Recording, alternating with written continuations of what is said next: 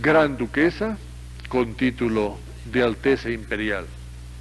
El sínodo ruso satisfecho, el Senado, la aristocracia y el ejército. Ya esa mujer había triunfado en Rusia. Solamente quedaba fijar la fecha de la boda.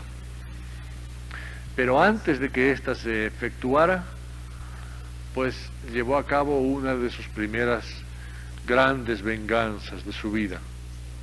Le regaló a su madre Juana 30.000 rublos y unas cuantas joyas y le dijo: vete a casa con tus otros hijos que están muy enfermos, vete a asistir a su muerte y entiérralos con ese dinero. Si puedes, cúralos, si no, entiérralos. Pero tus hijos verdaderos, de los que estás orgullosa, no los dejes solos. Aquí en Rusia ya no te necesito, ni te quiero. Y fue una de las más sutiles y pues magnánimas venganzas de la princesa Catalina, el estar mandando dinero a Alemania cada vez que sabía que su padre necesitaba publicar un nuevo libro sobre un nuevo clima, o que alguno de sus hermanos necesitaba de alguna cura especial. Ella mandaba el dinero y también compraba los ataúdes y los enviaba. Ahí terminó la lucha entre madre e hija. Pedro y Catalina fueron presentados al pueblo. El pueblo los debía conocer, eran sus futuros monarcas. Ella no tendría mucha importancia, esposa del zar, pero extranjera. Él sí. Los llamaban, eran tan jóvenes, los niños imperiales. Isabel se sintió en la obligación de pasear a sus herederos, a los niños imperiales, pues prácticamente por todas las ciudades y monasterios de Rusia. Y los niños imperiales iban en una carroza, Isabel en otra, y siempre que debían entrar en una ciudad o en un gran monasterio, en alguna abadía, Isabel descendía de su carroza e iba andando o de rodillas para mostrar que ya se estaba despidiendo de su pueblo y que pedía perdón por todas las faltas cometidas y que realmente ya era una mujer sublimada y absolutamente entregada a las manifestaciones de contrición.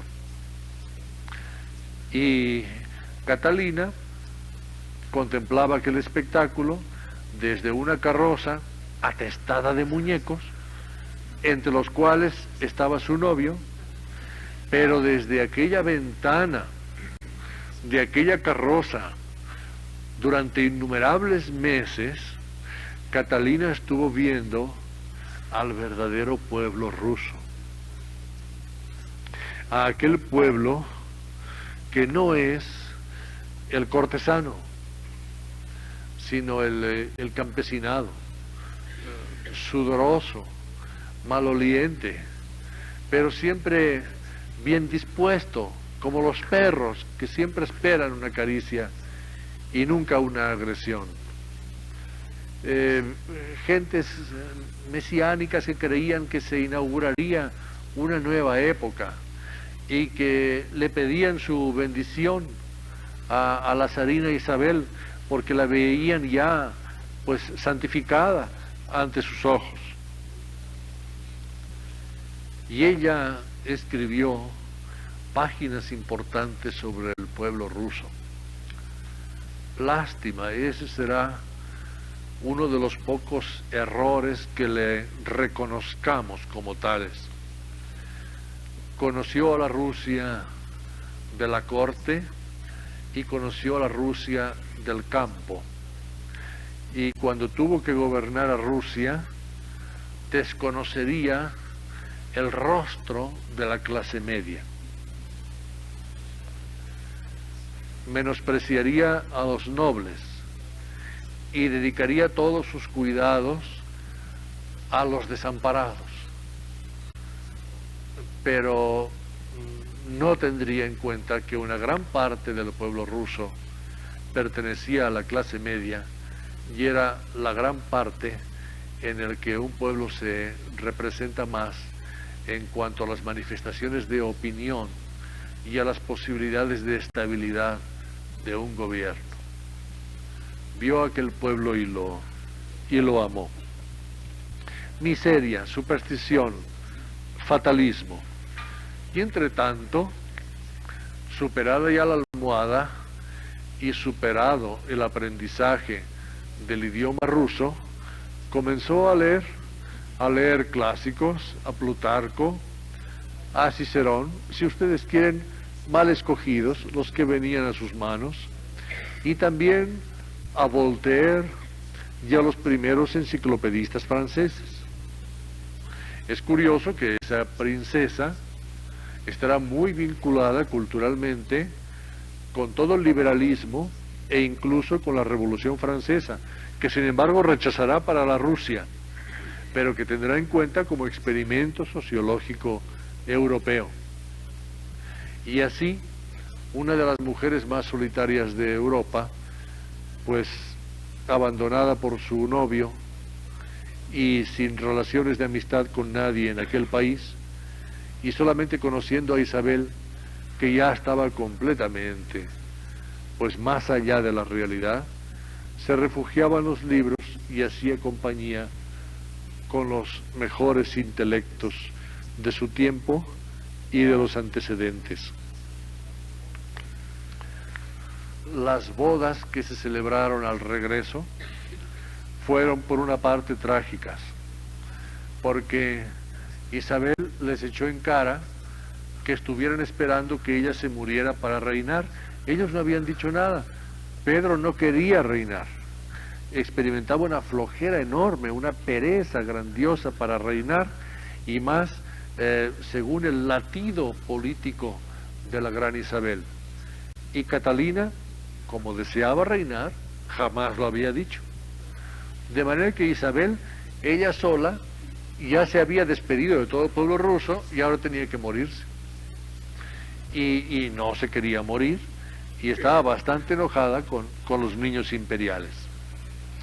Por otra parte, fueron las bodas más fastuosas que haya conocido corte imperial alguna en la historia entera de la humanidad. El gran contraste del derroche con la miseria. Y todavía no tenemos derecho, todavía, a hablar de desajustes emotivos o de excesos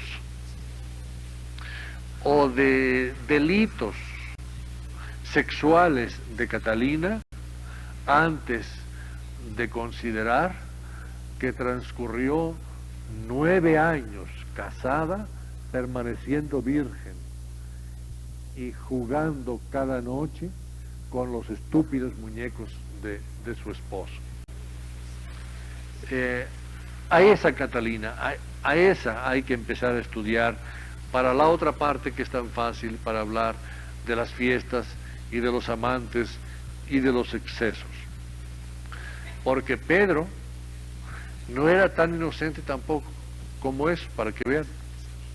Porque Pedro se divertía haciendo agujeritos en las paredes y viendo lo que hacía la zarina Isabel con sus amantes. Y se divertía, pero luego ya su imaginación no le alcanzaba para pensar en su esposa, sino que ya se pasaba la noche con una muñeca entera. Pero malicia sí tenía, porque si no, ¿por qué hacía los agujeros en las paredes? Y esa mujer, pues, tan desperdiciada, y en aquellos momentos ya tan culta, llegó un momento que se desesperó. Y fue en el 10º año de sus bodas, y permaneciendo virgen, que una noche abrió la ventana y le tiró por la ventana todos los muñecos a su esposo. Todos se los tiró al jardín. El esposo empezó a berrear todo el palacio se alteró y descendió de su aposento la zarina Isabel. ¿Pero qué os pasa? ¿Qué ocurre? Y Catalina dijo, es que no puedo más, no puedo más. Esta no es una boda, esto no es un matrimonio, esto es una burla, este hombre está enfermo. Isabel le dijo, pues no te dije que este era el precio. ¿No quieres un día ceñir una corona? Te dije que no había otro camino. Pero ¿por qué eres así? ¿Cuál es el problema? ¿Por qué quieres que tu marido sea tu esposo? Pues ahí tienes al ejército, escoge el ejército. Tú escoge grado, talla, medida, tono, el que quieres, el ejército. Qué manía con que precisamente el esposo tiene que ser el marido. ¿No comprendes que tu matrimonio es político? ¿No comprendes que tú no importas absolutamente nada? Que se trata de una alianza de Rusia con Prusia. ¿Qué tiene que ver eso con tu cama? ¿No has oído lo que se dice de mí? Pues haz tú lo mismo. Y solamente entonces Catalina accedió. Si esta mujer es una monja, es una santa esta mujer. Solamente entonces accedió Catalina a mirar a su alrededor, a mirar a su alrededor.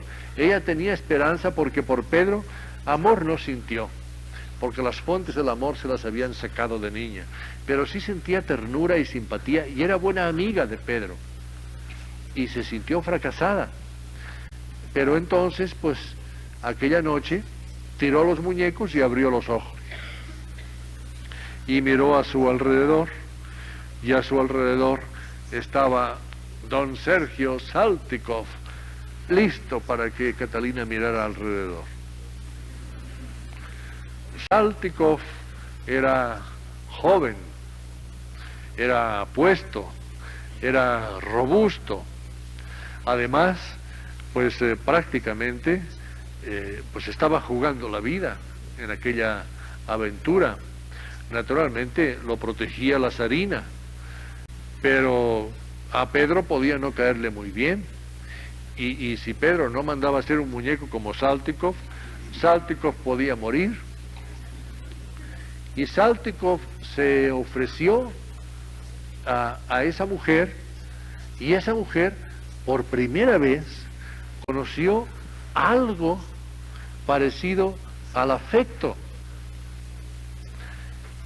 Ella sabía muy bien que era una jugada de corte palaciega, que aquel hombre era un oportunista, pero le estaba ofreciendo algo que ella necesitaba y que nunca había tenido.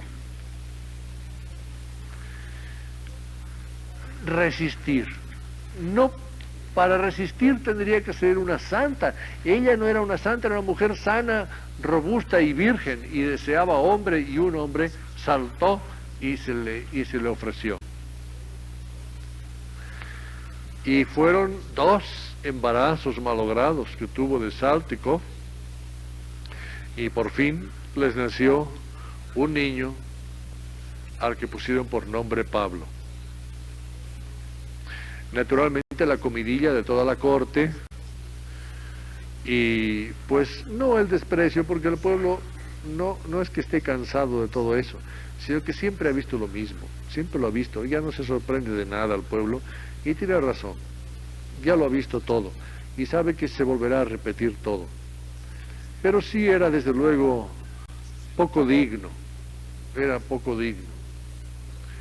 El único que se divertía mucho era Pedro, porque decía, ¿de dónde saca mi mujer tanto embarazo? Porque él sí sabía cómo se hace, pero él sabía que él no había hecho nada. Entonces él andaba preguntando a los demás que quién había sido, que qué puntada, que quién había sido, y a quién el niño debería llamar papá.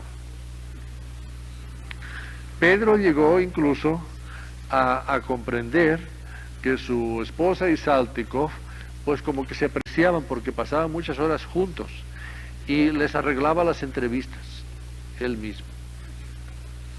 Ese Pablo, cuando nació, pues fue arrebatado por la emperatriz Isabel, otra. Ella vivía en el piso de arriba de palacio, pues era todavía la emperatriz, la zarina. Descendió, y cada vez que descendía Isabel era para algo tremendo. Descendió y vio que pues su sobrino, por lo menos oficialmente, había tenido un hijo, y Catalina acababa de dar a luz, y dijo: este se llamará Pablo, y lo tomó y se lo llevó al piso de arriba. Y Catalina transcurrió 40 días sin ver a su criatura. La dejaron tirada allí, por cierto, en una corriente de aire, entre dos ventanas abiertas, como un pedazo de carne que había cumplido ya con su cometido. Ella ya podía morirse. Isabel ya tenía un sucesor. E Isabel, pues a su edad y con tanto poder, se confundió y se sintió de algún modo madre de aquel sucesor, y le molestaba que estuviera Catalina en medio, y decía: no, yo soy la zarina y este un día será zar, de modo que no me importa que estén en medio Catalina y Pedro. Y ya los quería eliminar, y a Catalina solamente le fue dado ver a su hijito el día del bautismo, y desde lejos la invitaron al bautizo, y luego otra vez Isabel se lo llevó para arriba al dichoso niño. Ya no lo volvió a ver. Eso es terrible, porque ni padre, ni madre, ni esposo, y ahora no podrá gozar tampoco del amor de sus hijos. No podrá nunca, no se lo van a dejar, porque son hijos de la Santa Rusia, porque son herederos de la emperatriz. Ella es sencillamente un animal que los pare. De modo que nunca tendrá un ser al que pueda llamar suyo. Las relaciones con Saltykov habían pasado del afecto pues a un incipiente amor. Lo notó la zarina y le dijo a Catalina: ahí no, esto no me lo hagas porque te vas a confundir. No te enamores, porque en donde te enamores eres débil absolutamente y no podrás manejarte. Y le cortó aquella relación con Saltykov y lo envió de embajador a Suecia. Salió entonces el conde Poniatowski. El conde Poniatowski, 23 años, joven, hombre que había viajado mucho, culto, se fijó en Catalina, en su tragedia doméstica, atendió más a la personalidad de Catalina que a su circunstancia palaciega. Pedro, divertidísimo, también les arreglaba las entrevistas a Poniatowski con Catalina, y esta dio a luz de Poniatowski, decimos por el calendario, eran los meses de Poniatowski, una niña, Ana, que moriría al cumplir 1 año de edad. Con el principito Pablo en las alturas de palacio, e Isabel ya sintiéndose con un heredero, y recordando haber hecho un viaje de despedida por toda la Rusia, pero no exactamente si ya se había muerto o no ella misma, se hizo una mujer completamente ajena a la posibilidad de gobernar. Pasaba 10, 12 horas ante un mismo espejo arreglando su tocado. No se le podían hacer fácilmente vestidos dada su enorme corpulencia. Cada vestido debía serle sacado con tijeras, cortándoselo, y ella sin embargo se seguía quejando de la Rusia que ya la despedía porque se proponía empezar una nueva era con Pedro y con Catalina. Por primera vez le notamos a Catalina una malicia, Si fue malicia lo de la pulmonía, entonces se lo anotamos por segunda vez. Catalina ha tenido amantes, Saltykov y Poniatowski. Poniatowski también le es alejado. La corte le perdona que tenga amantes, pero no le perdona que se enamore. Y entonces Catalina piensa, bien, ¿por qué no puedo tener un amante que sirva a mis propósitos?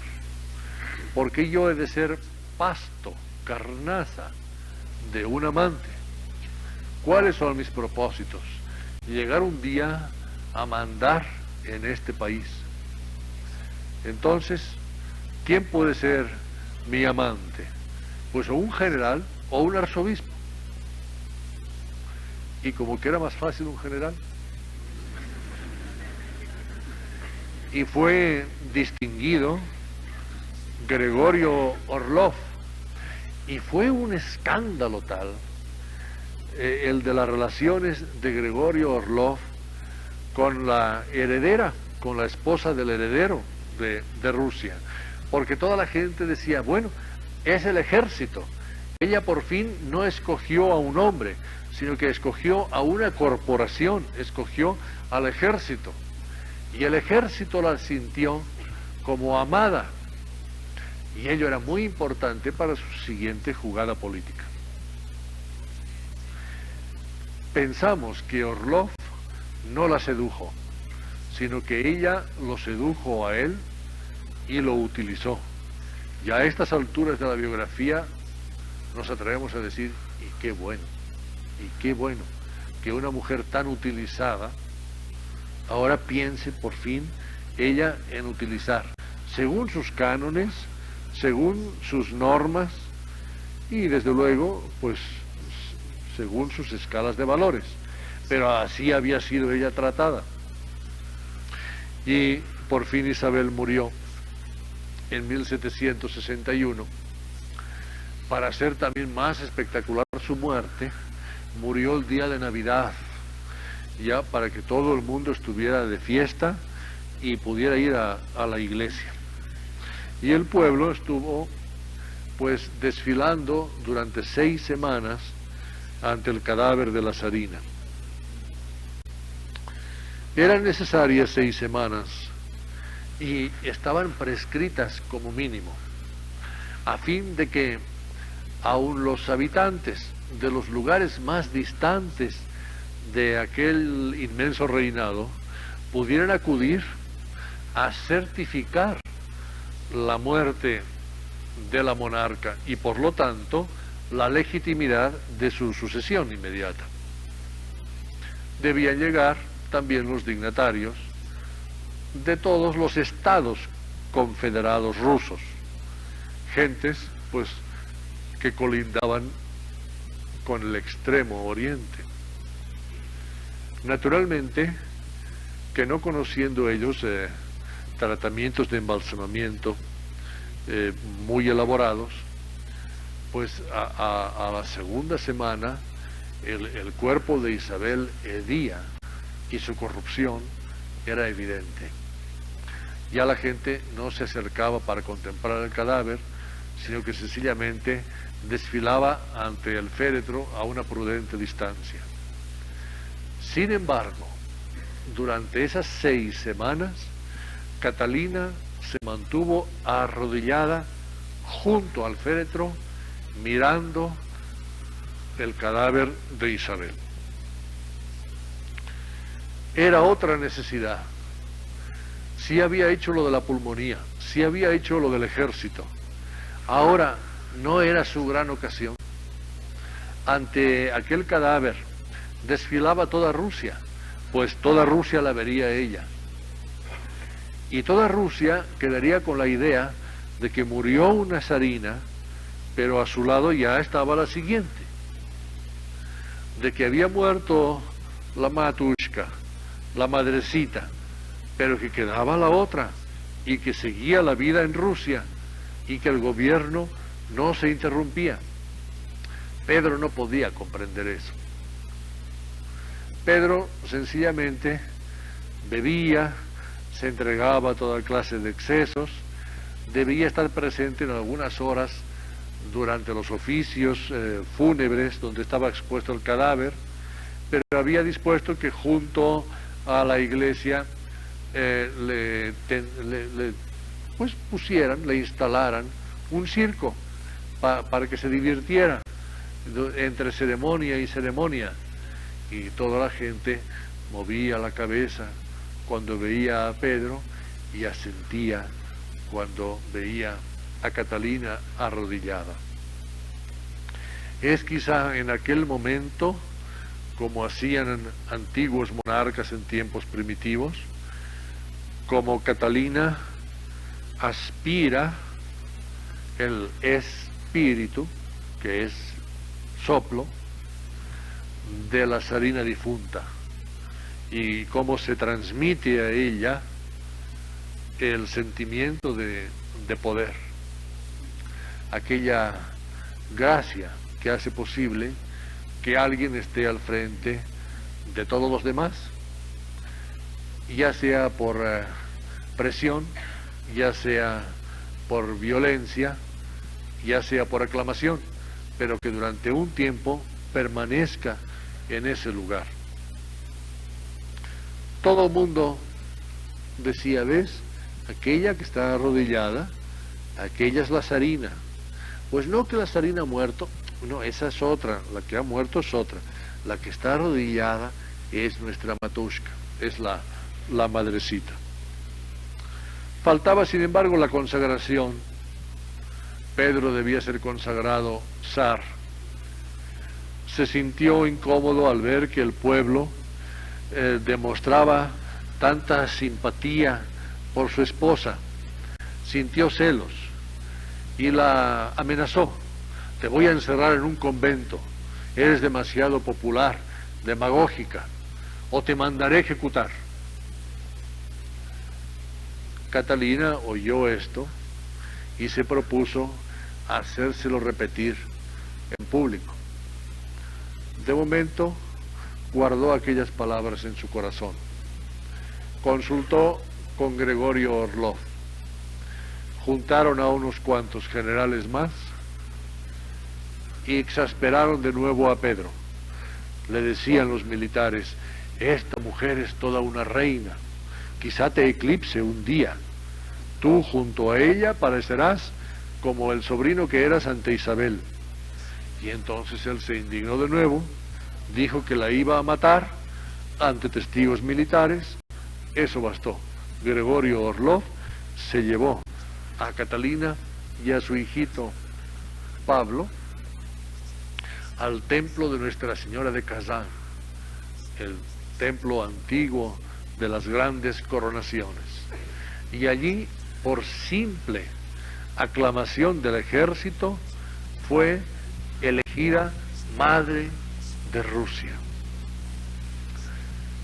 Se necesita un pueblo como el ruso para que sucedan cosas así, pero también una primera actriz alemana para que haga que tales cosas sucedan en un pueblo ruso.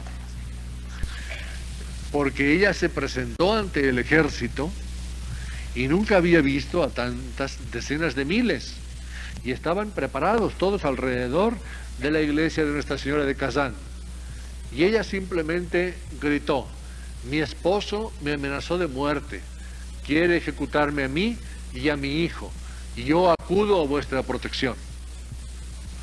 Y el ejército pues la protegió y la llevó adentro de la iglesia. ¿Y qué faltaba? Pues la revistió con el manto de las coronaciones y le puso la tiara y el cetro. El manto, 35 kilos de perlas, la tiara, 400 diamantes. Y sin embargo el niño, Pablo, en la ceremonia, todavía con su gorrito de dormir, que nadie había pensado en quitárselo para la ceremonia. Y es proclamada zarina. Al día siguiente, el ejército le pregunta al Santo Sínodo qué le parece.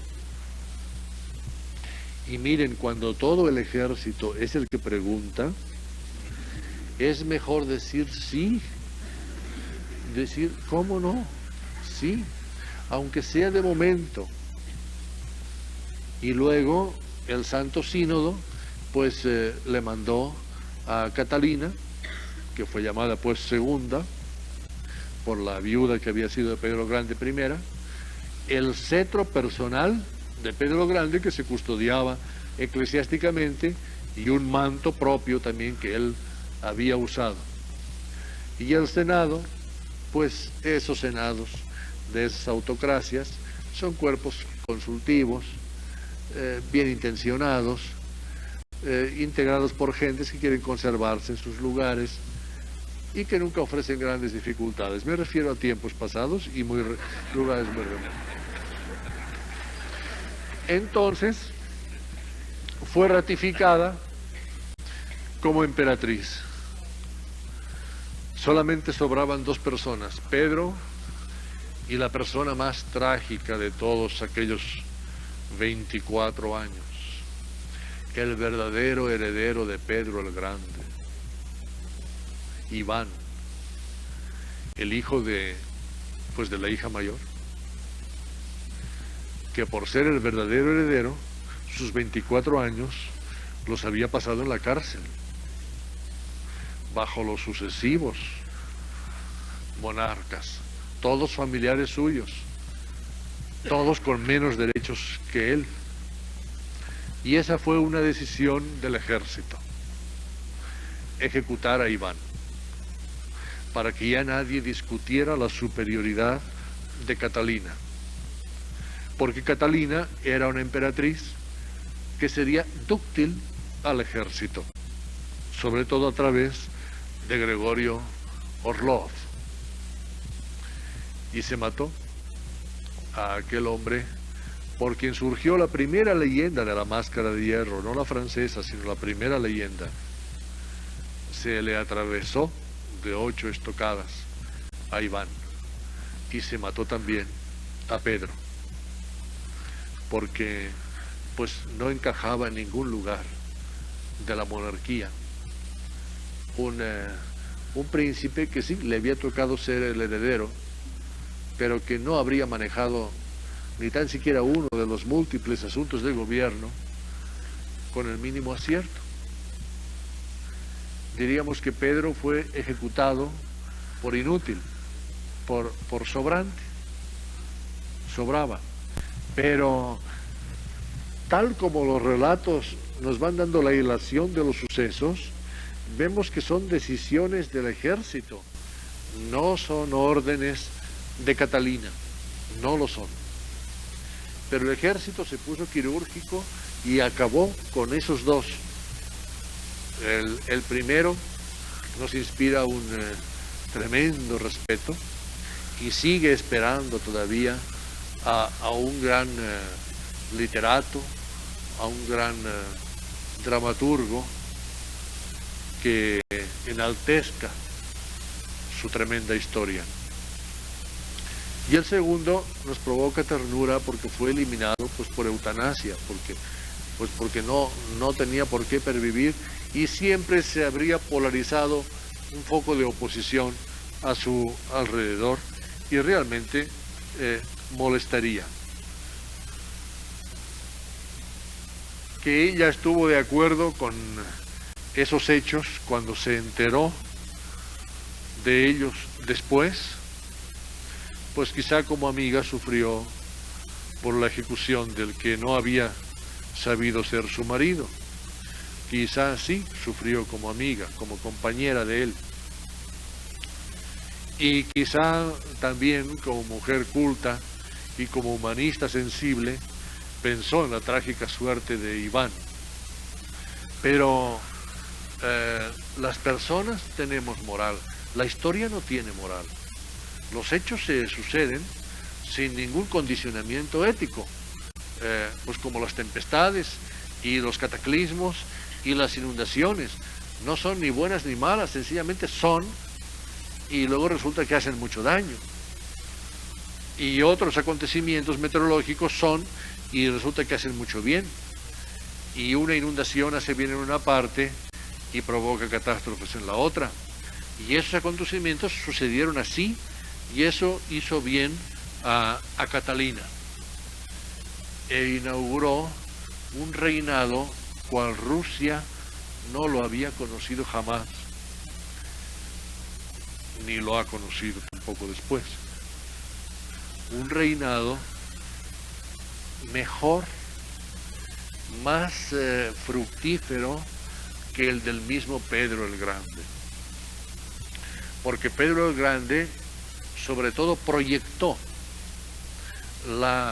¿por qué no decirlo?, la civilización de su país, y la proyectó a la occidental, y comenzó a hacerlo, pero vio truncada su obra.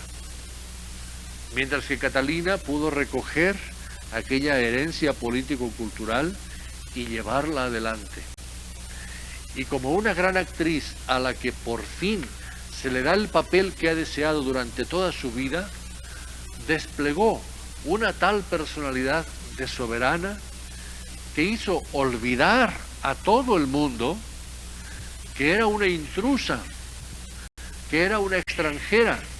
A ningún ruso se le ocurría pensar que aquella mujer pues, era una alemana.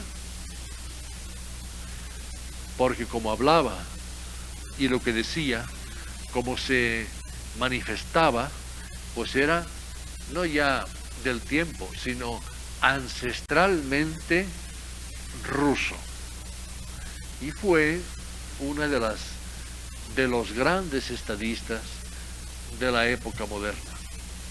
Pensemos en un Estado que por una parte está preocupado por lo que hoy son Finlandia, Suecia y Noruega, y entonces más abajo Letonia, Estonia, Lituania, el problema de Polonia siempre es sangrante, y por abajo Turquía, y por el extremo oriente Japón, y tener que estar presente en los dos océanos, e impresionar, y de ser posible provocar terror, por una parte a japoneses y por otra parte norteamericanos. Y todo ello lo logró. Quizá ha sido de todas las soberanas, no rusas, sino mundiales, la más autócrata, la que más poder se ha reservado para sí misma, la que ha tenido menor número de secretarios de Estado, pero dedicando 16 horas, 18 horas de cada día al gobierno, absorta por completo en aquella que ahora ya era su vocación y que llenaría toda su vida. Sus primeras medidas fueron las de ratificarse, estar segura que no fueron un puñado de militares, sino que todo el ejército la reconocía. Segundo, todo el Santo Sínodo de la Iglesia rusa. Tercero, no unos senadores, sino que el Senado la recibiera y la reconfirmara. Después de esto empezaron una serie de decretos imperiales verdaderamente asombrosos, porque es de las pocas veces en las que un autócrata se equilibra con un liberal.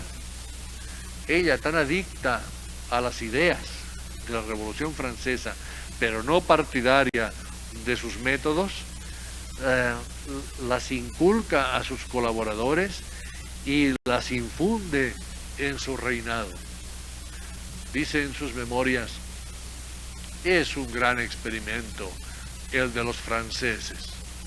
Ellos pueden tener una república porque es un estado bien pequeño y poco importante, pero aquí, en este planeta inmenso que tenemos, solamente un régimen como el monárquico puede funcionar, porque un régimen representativo obligaría a los representantes a continuos e interminables viajes, y así las decisiones serían muy lentas y muy torpes, y además el pueblo es demasiado emocional, el pueblo ruso, y no sabe lo que quiere, y hay que decírselo. Por ello es mejor la autocracia para aquí. que es donde estoy yo. Ahora, fuera de aquí, yo aconsejo la república. En todas las demás partes deben ser republicanos. Pero ella gobernó, pues, democráticamente. Por eso, pues, tantas veces hemos pensado si en los tiempos del matriarcado no andaban mejores las cosas que en los actuales tiempos patriarcales. Porque una mujer, por naturaleza, lleva adelante una familia.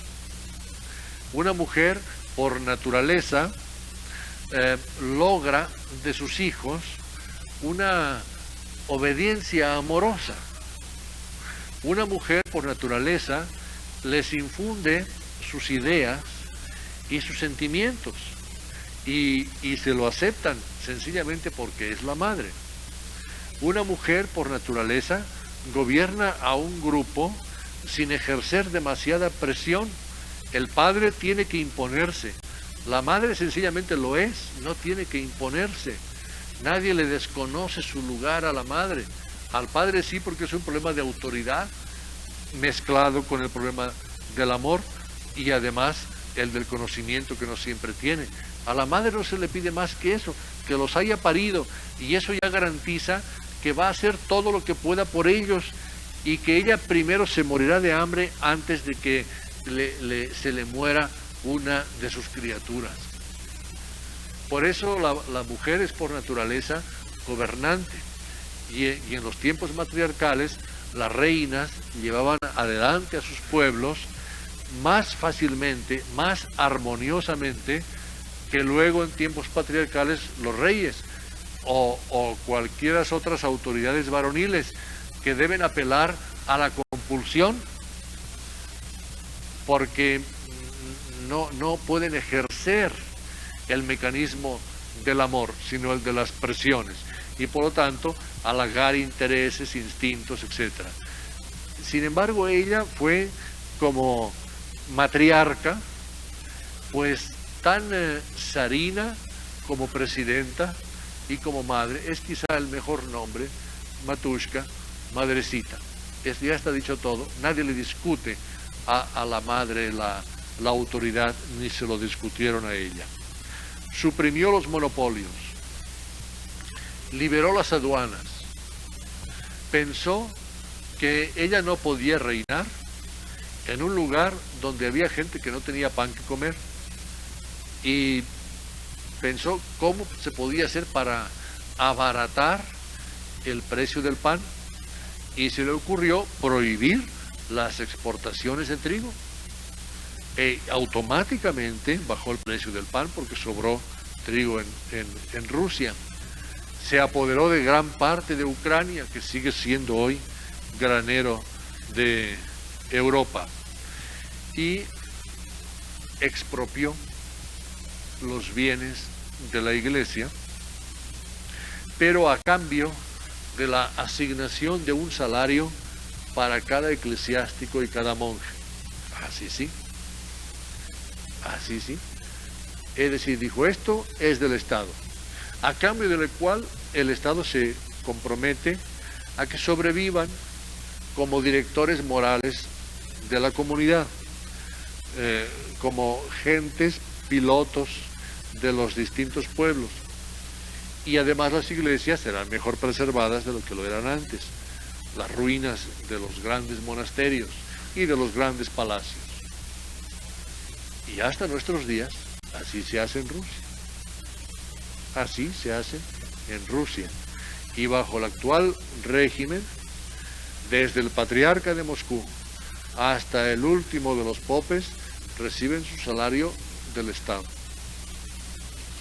el cual administra pues todas aquellas inmensas tierras que ahora son de labrantío y todas aquellas propiedades que antes quizá no rendían como ahora.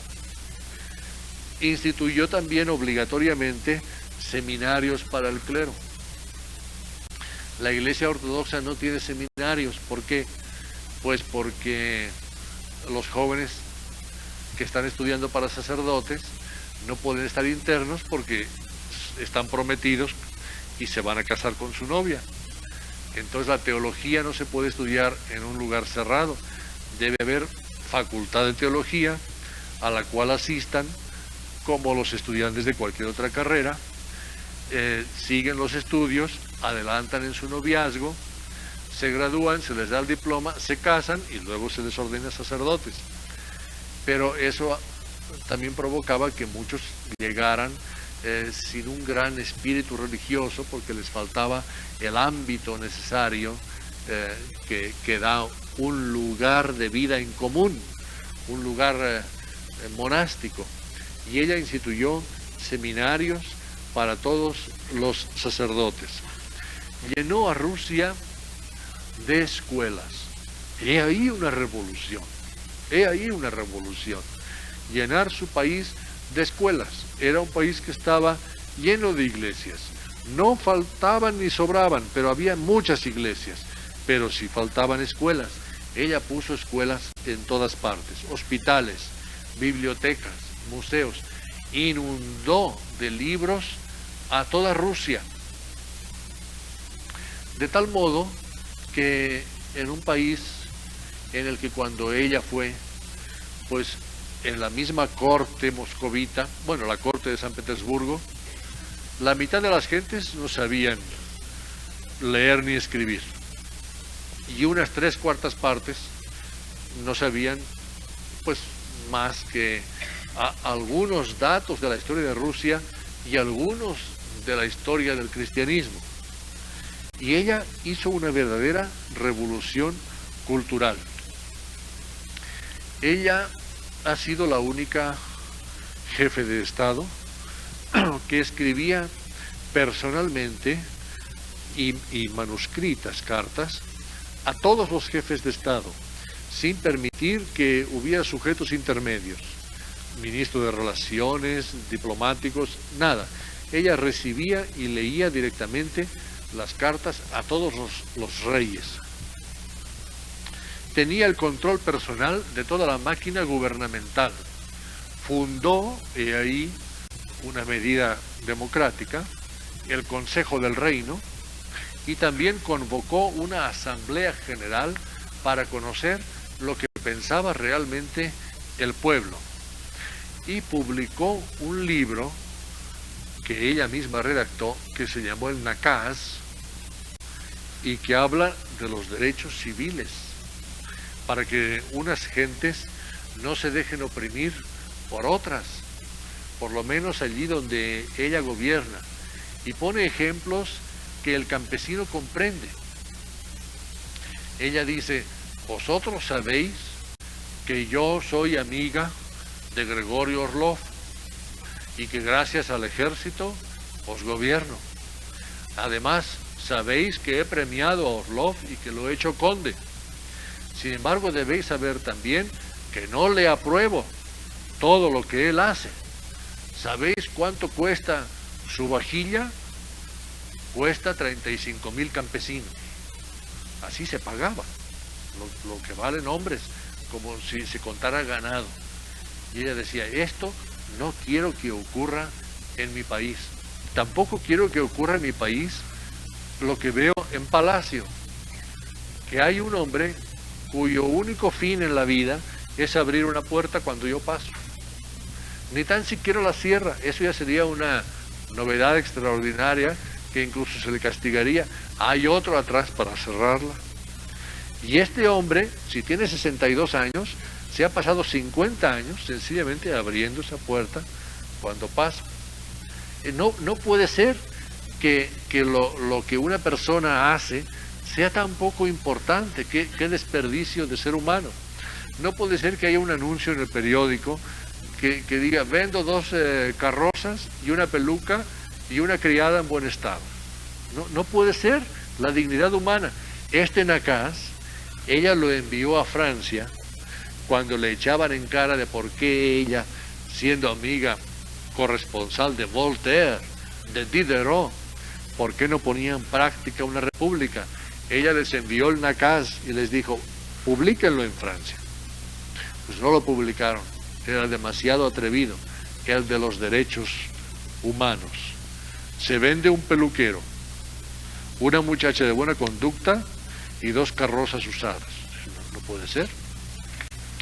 La correspondencia personal de Catalina con Voltaire y con Diderot es interesantísima. Hay cartas de más de 24 páginas, de una y de otros. Ella misma redactó los textos escolares para todos los niños rusos, de las distintas clases y edades. Y ella misma utilizó el teatro y escribió obras educacionales para la gente, pero importantes, desde óperas hasta obras de costumbres. Algunas, desde luego, pues adaptaciones de lo que sabía o de lo que había leído, pero para educar al pueblo. Tragedias, cuentos, artículos. Quizá pudiéramos decir que desplegó su disciplina y su mentalidad alemana, su capacidad de trabajo, de sistematización de todos los temas y la autodisciplina propias, no de los germanos, sino de todos los arios, en un país blando, emocional, dúctil y que le respondía entusiásticamente. Orlov, una vez hecho conde, se cubrió de gloria y recibió riquezas mitológicas de la zarina, pues Orlov con Poniatowski y con Saltykov le habían dado lo más parecido al amor, una parodia, pero lo más que ella había recibido parecido al amor. Pues ahora que ella era zarina, los pagó con lo más parecido a un pago: dinero, que tampoco es un pago, pero es lo más parecido. Joyas y privilegios. Por cierto que Orlov se portó heroicamente en la epidemia de peste de Moscú. A Poniatowski, pues lo ayudó tanto que presionó al gobierno de Polonia, pues a los que estaban de parte de ella en Polonia, para que lo eligieran rey. Y fue Stanislao Augusto de Polonia, Poniatowski. ¿Ve? Se pagan así algunos favores. Y los últimos, Potemkin, el último de sus amantes conocidos, vigoroso, pintoresco. Dicen que con una mano acariciaba a su amante y con la otra se santiguaba. Potemkin, verdaderamente ruso, una fuerza desatada de la naturaleza. Ayudó mucho, sin embargo, a los planes militares de Catalina. Ella no podía estar en todas partes, pero era necesario que los rusos la sintieran en todas partes. Y él le ayudó a terminar las 3 guerras importantes: la guerra contra Suecia, la guerra contra Turquía y la guerra contra Polonia. Si lo ven ustedes desde el lado sueco o polaco, catástrofes tremendas. Pero hay que verlo desde el punto expansionista ruso de esta noche. Entonces, pues son colonizaciones maravillosas, civilizadoras, porque el problema de Rusia es no quedarse en medio de 2 mares y perder las costas. Y lo que le interesaba más a ella es ganar el otro mar, el Mediterráneo. Y por eso le decía la guerra a Turquía, para tener Crimea y llegar por fin al Mediterráneo a través del Caspio, cerrado lago, pero al fin y al cabo navegable, y del Mar Negro. Crimea, Táuride, Ifigenia en Táuride de los griegos. Potemkin le resolvió algunos de sus problemas personales y muchos de sus problemas políticos. A Potemkin, Orlov le vació el ojo izquierdo pues en un lance. Se sintió irritado porque pues ya la emperatriz se fijaba más en Potemkin que en él mismo. Pero a mí se me hace que ella, desde que escogió a Orlov, a los demás también los escoge. Ya no se deja llevar. Potemkin es el necesario ahora para su política, y a ese es al que ella hace protagonizar. Los demás cumplieron con su momento. El uno le dio sentimiento, el otro le dio sexo, el otro le dio cariño, ahora es momento de gobernar. Ella necesita ahora a subestadistas muy importantes. Ocupó inmensos territorios y se convirtió en árbitro de Europa, cosa que durante los tiempos de Catalina, que por eso siendo segunda, sin embargo es llamada la Grande, dejó de ser el pontífice romano. Catalina II fue el árbitro de Europa y los monarcas acudían a ella para que arbitraran sus problemas, no al Vaticano, teniendo el Vaticano sumos pontífices muy preclaros, por cierto, en aquella época. El puerto de guerra de Sebastopol fue inaugurado por ella y 144 ciudades se edificaron con su nombre. Ciudad Catalina. Desde Ekaterinoslav hasta con el nombre alemán, Ekaterinburg. 140. Bueno, recuerdan ustedes la cinta cinematográfica de Nicolás y Alejandra, allí donde son asesinados, allí donde son masacrados los miembros de la familia imperial, es un lugarejo, una poblacióncilla que se llama Ekaterinburg, en los confines de la Siberia. 46 años de reinado. Quizá de un reinado demasiado occidental. Ella es alemana. Por eso vemos ahora a Rusia más orientada y más problematizada y problematizante para con el occidente que para con el oriente. Está frente a Europa y a América, y como que indolentemente le da un tanto la espalda a la Asia porque no le inquieta mucho. Es el gesto de Pedro el Grande y de Catalina II. Están viendo a los lugares de donde ellos proceden y tienen a ese país atento hacia el occidente. Sin embargo, esa será también una dificultad. El pueblo ruso tiene un conflicto de identidad. Es tan oriental como occidental. Y se quiere que sea occidental. Y ni puede ni debe. Ni puede ni debe. Y ahí hay un gran conflicto. Quizá naturalmente no es un pueblo, sino que es una enorme confederación de muy importantes y heterogéneos pueblos.